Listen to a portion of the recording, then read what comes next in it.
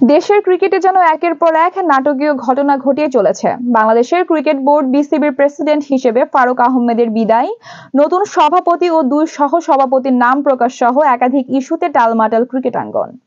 জাতীয় দলের সাম্প্রতিক পারফরম্যান্সও সুখের বার্তা দিচ্ছে না। এরই মাঝে জাতীয় দলের সাবেক অধিনায়ক তামিম ইকবাল আশঙ্কা প্রকাশ করে বলেছেন, ক্রিকেট তার জনপ্রিয়তা হারাচ্ছে, এমনকি বিসিবিতে ক্রিকেট ছাড়া সবই হচ্ছে বলে মন্তব্য করেছেন তিনি। শুক্রবার গণমাধ্যমের সাবেক অধিনায়ক একথা বলেন। পাকিস্তান বাংলাদেশের টি-20 সিরিজ চলছে পাকিস্তানের লাহোরে। সেখানেই দেশীয় সংবাদকর্মীদের মুখোমুখি হয়েছিলেন তামিম। তিনি বলেন, শুধু জাতীয় দলের পারফরম্যান্সে ভাটা পড়েনি, পুরো বাংলাদেশ ক্রিকেট বিভিন্ন সেক্টরে ভ্রান্তিকাল অতিক্রম করেছে। ক্রিকেট নিয়ে কেউ ভাবছেন না, খেলাটির জনপ্রিয়তাও ক্রমশই কমে যাচ্ছে। বিশ্ব ক্রিকেটে পাওয়ার হাউস হতে গেলে দীর্ঘমেয়াদী পরিকল্পনা প্রয়োজন বলে উল্লেখ করেন তামিম। এটা 2-3 বছরে সম্ভব না। অনেকের ধারণা নতুন কেউ এসে দায়িত্ব নিলেই দ্রুত সবকিছু পরিবর্তন হয়ে যাবে। আসলে বিষয়টি চেষ্টার উপর নির্ভর করে। পরিবর্তন করার মনোভাবটাই গুরুত্বপূর্ণ বলে মনে করেন তিনি।